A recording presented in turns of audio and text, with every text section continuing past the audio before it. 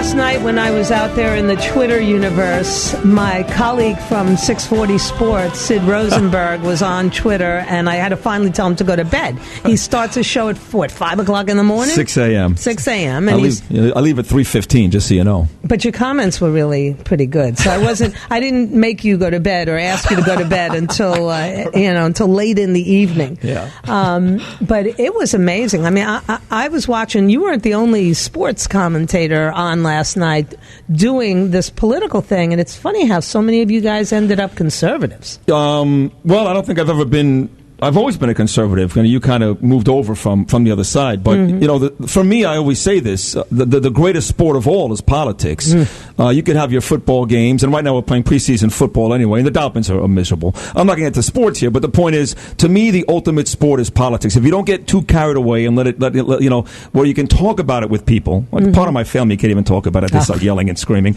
To me, it's the ultimate sport. So I enjoy it. I've got a passion for it. Working with Don Imus as long as I did, having the opportunity to interview 3 presidents along the way, which I've done, both Bushes and Clinton, every senator you could imagine. I went to rehab. I was getting get well caught from Orrin Hatch. So I love it. I love it, and to me, it's great theater. Great theater. It is, and there are some great players. When I look at the up and comers in the Republican Party, probably the bad choice of words, but with you in the House. But you got to be careful. I got to be careful. But I looked at the bench. We're talking sports terms, and for the first time, they have a bench. They've got a bench. They've got some good depth. Yeah. To take it. But the problem is, it's not about the depth. It's not about the bench. It's about the superstars. And in sports, you win with superstars.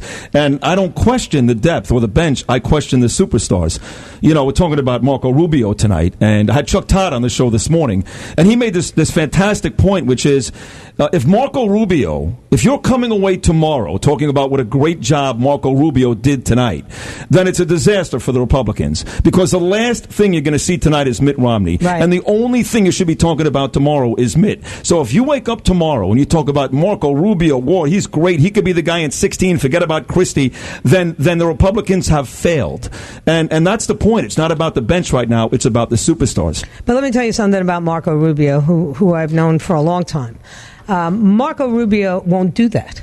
Marco Rubio is the ultimate team player. Yes. And he likes to use their credit cards. He likes to be on the good side. No, trust me, I know this guy. He does not rock the boat. Yeah. Obviously there are some Florida political superstars right now, and you notice who was assiduously avoided was Congressman West. Yes. Because that's too much of a superstar who would have walked away. At the end, nobody would be talking about anything except his speech, because that's what he does best. I don't think he's a particularly good legislator, but he gives a great inspirational speech. So he was deleted. Marco will do what he was told. He'll introduce Mitt. It'll be about Mitt. And that's what Ryan did last night. Finally, again, I keep saying it, that's how they should have started it. I mean, Christie was so miserable that first night, and you and I are both, thank God we're in agreement there. I can't tell you the amount of Republicans that have killed me the last couple of days. I say, I'm on your side, man. I'm on your side, but I'm capable. I'm objective enough to take a look at it and go, I was rooting for the guy. Right, me too. He failed. He failed miserably. Yeah. I don't hear about his, God rest her soul, his mother in New Jersey, which is a horrible state. We all know that. I live there. And he's going on and on about that. And I'll tell you something else. Even Condi last night, I thought she was great. And you got to love her. But, for Chris Matthews to be foaming at the mouth afterwards about Condi and taking a shot at Ryan, the fact is Ryan was really the first one out of all of them to do what he's supposed to do, which is let's get America excited about Mitt Romney. Mm-hmm. Which is hard to do. And you're right. He needed a lot of work. It's not impossible. And I think it's going to kind of happen tonight. I'm surprised that Newt and Callista will be coming out together. Number one, because Newt is much more restrained when she's with him. And I think that he's the one who's going to talk about Mitt, believe it or not. He's going to compare Mitt to Reagan. There's no question. No That's doubt. the whole purpose of this. Yeah. And if he's successful at doing that, and Marco minds his P's and Q's, I think Mitt has the ultimate setup. I wish I was set up that way for a speech. Well, I'll tell you this, and people will say I'm crazy, which we know that already. But that was my guy. Throughout this whole process, I know his wife is nuts, and he's my guy. You can't have him.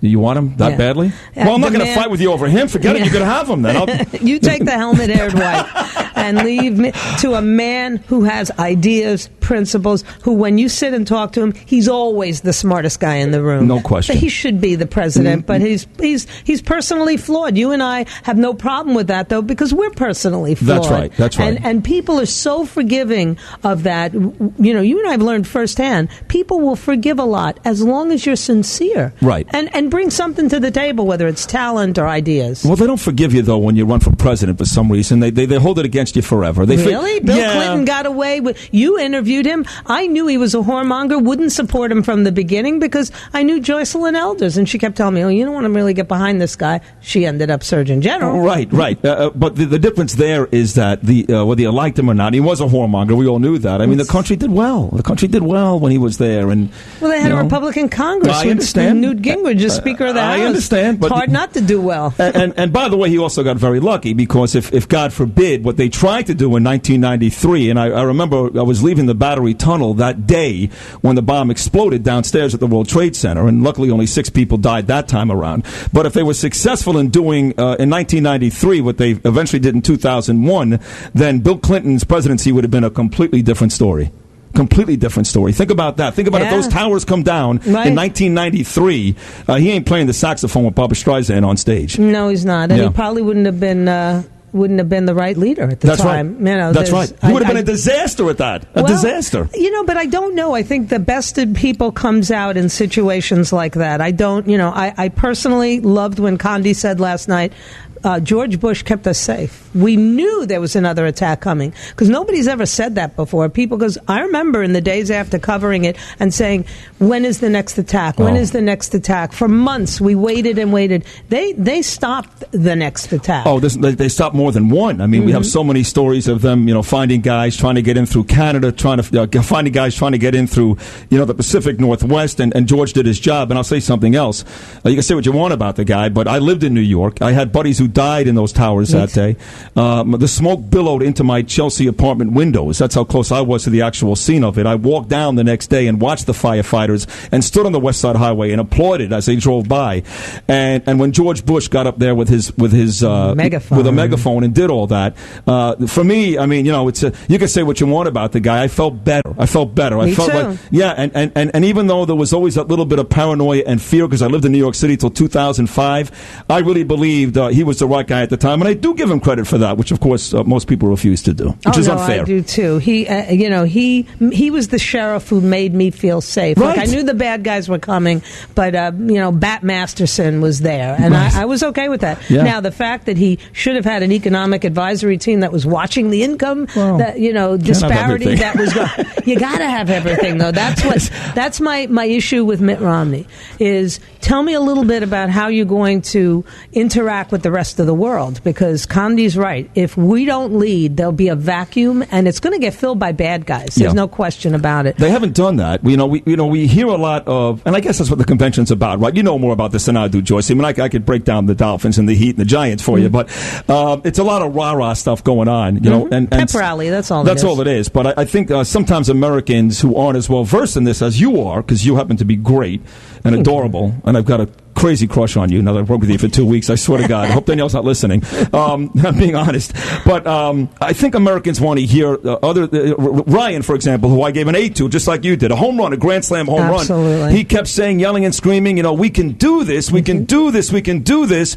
And for a guy that doesn't exactly know how they're going to do it, I'd like to know how. That's what he's got to do tonight. I said, I'm not interested in falling in love with Mitt Romney. I agree with Chris Christie's mother. I want to respect Mitt Romney. I want to feel like he's the sheriff who's riding into town, and I don't have to worry anymore, that he's got it under control. If he can convince people tonight of that, then they have a really good chance of winning. And I was not saying that 2 weeks ago.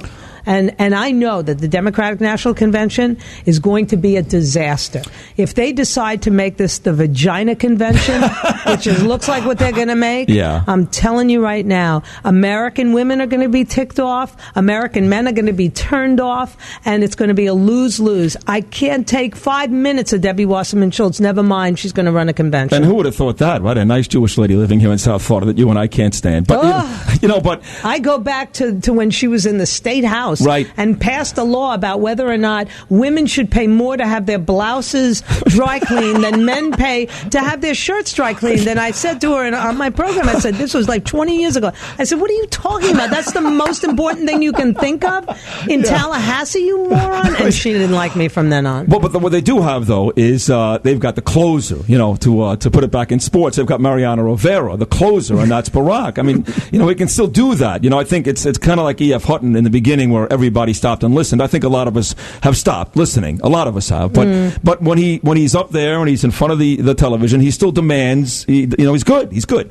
So they've got the ultimate closer, which we don't have. So, did I say we? Excuse me. Mm-hmm. So basically, ultimate closer. I'm trying not That's to. interesting. I'm trying to think about He's the Mariano Rivera. See, what the Republicans have here is they had a miserable night the first night. I mean, Ann Romney was fine. People are still salivating. She was fine, but Christie killed it for her. Last night, good rebound, real good. I thought Paulenti was good. I thought Morales was good. I thought certainly Ryan was terrific, and Condi was very good as well. And Martinez, great. Martinez, excuse me, right. So I thought there was a great rebound night for the right. Now you got to keep it up tonight, and you have to because, like I just said, they've got the ultimate closure. They could have 2 days of disasters, and once Barack gets up there people are like, go Google-wide and stuff again. I don't know. I got to tell you, he's kind of moody. And I've seen him on and I've seen him off. And if it depends what the Republicans accomplish this week, and it also depends what happens this weekend. Barack gets peaked and gets up there and he's arrogant, it won't play well in Middle America. He won't do that. People are broke. I hope you're right. He won't do that. No, you hope I'm wrong. You want him to do that. I hope you're right. I want him to be able to show his best, and I want the Republicans to show their best, and then let people make a decision. Unlike Republicans, I have no investment in the Republican Party winning because they've won before and they failed to lead. They don't govern well at all. So I'm not sitting here going, this is the only way. I believe it's a big moment. I think they could do a great job, but they might not. They'll fail, and then I'm sitting here. I don't have egg on my face. No, neither do I. But I think Obama will not go that route. I think he'll be humble. I saw him being interviewed. It may have been Gregory, Meet the Press, that backstabbing jerk. Oh, that's right. He used to be on the show with you guys all the time. All the time, and he was a great Imus guest. He was hilarious. He was funny. Yeah. He didn't take himself seriously. And then, of course, he replaced the late, great, God rest his soul, Tim Russert. Now he's the closest thing to the political god on this planet. And he stabbed us all in the back, and that's fine. But he was on with David, and he was pretty humble. Because when he was asked, hey, listen, the fact is, when you were campaigning, you promised all this hope and change, and you were going to change all this. And he did readily admit, without hesitation, hey, I overestimated what I could accomplish. Now, right after that, of course, he blamed it on everybody else, on Bush, and the Congress wouldn't agree with me. And Japan and that tsunami. Right. But initially, his first answer was, I also underestimated just how political Washington, D.C. is. Well, that's right. He had no experience. None. That was the best line last night from, I guess it was Paulenti, who said, this is his first job. Right. Of course there's going to be failure. He was good, Paulenti. And I know Tim well, working with my cousin Norm Coleman in Minnesota. Right. And, the guy's got he's like Joe Philbin talking about the Dolphins. Absolutely. But I thought he did very well last night, Tim Paulenti. Better than Portman. That would have been a disaster, right? Watching him last night, I'm going, he might have been the vice presidential candidate. Scare me. All right, I got to take a quick break. Sid Rosenberg, don't forget to listen to him on our sister station, 640 a.m. That's our sports station / sports and political talk in the mornings. Thank you for coming in, Sid. We'll take a quick break. Be right back.